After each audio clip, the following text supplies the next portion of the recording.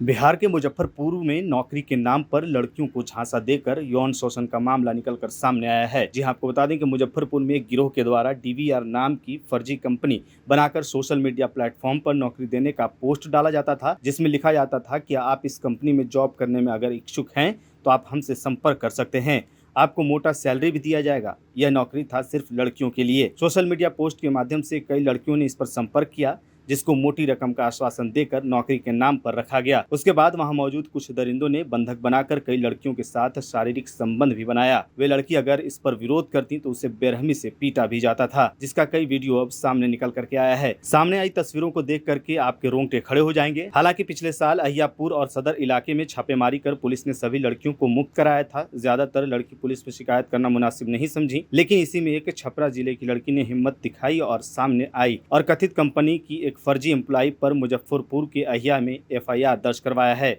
उसके बाद उन्होंने जॉब के लिए हम अप्लाई कर रहे थे तो उन्होंने बोले कि मेरे पास जॉब का ऑफ़र है और ये मेडिसिन लाइन का है, तुम यहाँ पे कर सकती हो बेझिझक। फिर वहाँ पे हम गए और जो कि बताया गया था कि यहाँ 20,000 रुपया लगेगा हॉस्टल और मेस का। फिर वहाँ हम गए, 20,000 रुपया भी जमा किए, उसका कोई मुझे रसीद नहीं मिला। 5 दिन तक कंटिन्यू हमें रूम पे ही रखा गया, जो कि कोई हॉस्टल नहीं था, वो रूम ही था एक। और जिस फ्लैट में लड़का लड़की सब लोग साथ में रहता था, एक रूम में लगभग 10 लड़कियां रहती थी। एक रूम में लगभग 10 लड़कियां रहती थी। फिर 5-6 दिन बाद से मुझे एक सेंटर नाम की कोई जगह था, वहाँ पे ले जाया गया। वहाँ पे लगभग मतलब बहुत सारे लोग था, 500 से 1000 लोग वहाँ पे था। और वहाँ पे यही बताया जा रहा था कि चीट फ्रॉड मतलब कॉल कैसे किया जाता है, फ्रॉड कॉल करने के लिए सिखाया जाता था।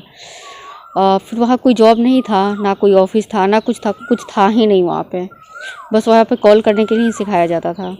फिर 2-2.5 से 3 मंथ हुआ मेरा सैलरी नहीं आया। फिर सैलरी का जब हम बात किए तो वहाँ मनीष सिन्हा यानी कंपनी के CMD जिसको बोला जाता है, वो और तिलक ने मिलकर मुझे ये बताया कि तुम्हें यहाँ 50 से 52 लोगों को बुलाना है। 50 से 52 लोगों को बुलाओगी तो तुम्हारा यहाँ सैलरी 50,000 हो जाएगा। हम बोले बुलाने का मतलब हम कहाँ से बुलाएंगे 50 से 52 लोग। तो मेरे फ़ोन में जितना कॉन्टैक्ट था उसको एक लिस्ट टाइप में बनवाया गया, हर एक चीज़ और मेरे कॉन्टैक्ट से लिखवाया गया। फिर उसी में से वो लोग मार के ज़बरदस्ती कॉल करना स्टार्ट करवाया लोग। और मुझे भी पैसा कमाना था, तो मुझे नहीं पता था कि ये फ्रॉड कंपनी है। तब तक मुझे कुछ पता नहीं था, आइडिया ही नहीं था। फिर हमने बुलाना स्टार्ट किया, कम से कम हम 52 लोगों को बुलाए। उसके बाद तब तक मतलब ये जो तिलक सिंह था, ये पर्सनली रूम पे आने लगा, पर्सनली रूम पे आने लगा, बातचीत करने लगा, इमोशनली करने लगा। फिर पर डे मतलब मेरे साथ फिजिकल रिलेशनशिप में आना वो स्टार्ट किया। शादी के झांसा देके मुझे शादी के झांसा बहुत दिया। फिर उसके बाद तब तक यहाँ पे मुजफ्फरपुर बकरी में रेट पड़ा, जो कि 19/5/2023 को रेट पड़ा। उसके बाद फिर मुझे यहाँ से उन लोगों ने मुझे डायरेक्टली ले गया हाजीपुर।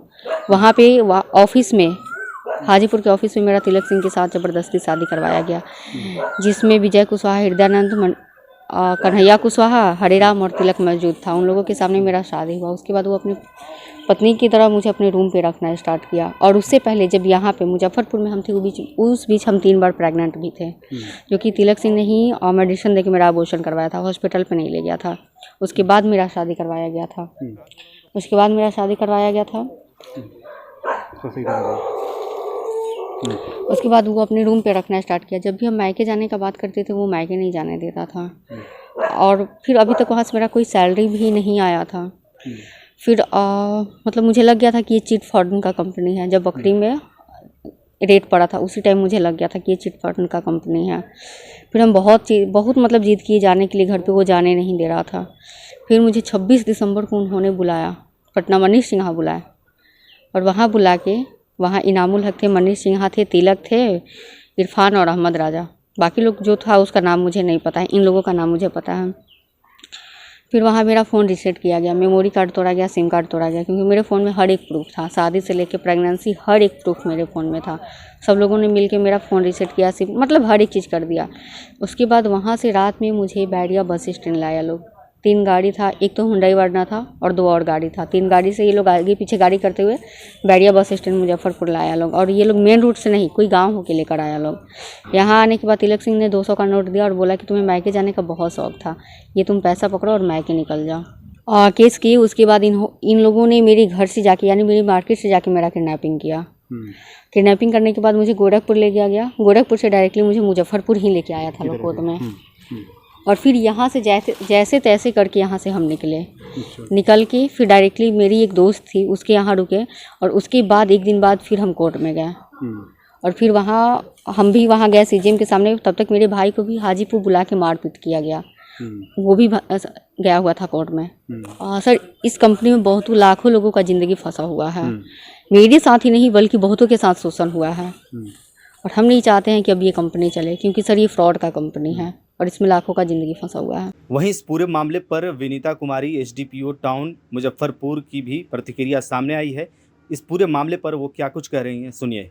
कुछ समय पहले ये संज्ञान में आया है कि एक कंपनी है जो फर्जी तरीके से कॉल सेंटर चलाने की कोशिश कर रही थी, जिसमें महिलाओं को ल्योर करके और उनसे उनके साथ धोखाधड़ी किया जा रहा था। इस संबंध में 9 तारीख को 9/6/2024 को एफआईआर दर्ज कर ली गई है और वादिनी का बयान ले लिया गया है। और इस संदर्भ में जो इन्वेस्टिगेटिंग ऑफिसर है वो आगे की कार्रवाई कर रहे हैं और इस केस को हम इन्वेस्टिगेट करके जो अग्रतर अनुसंधान है वो ज़रूर किया जाएगा। इस तरह की खबरें निकल करके आना बेहद ही चिंताजनक है। हालांकि पुलिस के द्वारा आश्वासन दिया गया है कि इस पूरे मामले की जांच की जा रही है। इसके लिए टीम भी गठित कर दी गई है, ऑफिसर इसकी जांच कर रहे हैं। हालांकि अब देखना होगा कि इस पूरे मामले पर क्या कुछ जांच, कुछ पर्दाफाश किया जाता है। फिलहाल इस खबर में इतना ही। बाकी तमाम खबरों के लिए आप बने रहिए इन खबर बिहार के साथ।